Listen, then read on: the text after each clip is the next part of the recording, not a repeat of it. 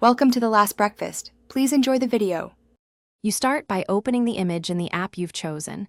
This gives you immediate access to export options. Once open, make sure to inspect resolution and color profile because these affect output quality. You should work on a duplicate file, not the original, to prevent data loss. If the app asks, choose the correct color space, RGB for screens, CMYK for print. Now move to File or Export. That is your first actionable step toward changing the file type, so proceed. Once the export dialog opens, you choose the format and then configure settings that determine file size and fidelity. For photos, lower JPEG quality reduces size but introduces artifacts. For graphics with transparency, pick PNG. For archival, select TIFF.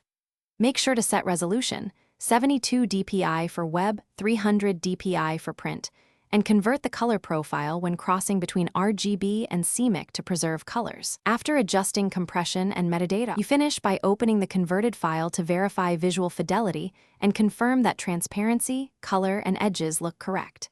If the file is too large, reduce resolution or increase compression. If colors shift, reconvert using a matching color profile and try a different export option. Make sure to save the export settings as a preset if available, so you can repeat the process consistently. One troubleshooting tip: when colors look off, check the source and target color profiles first, because that is the most common cause.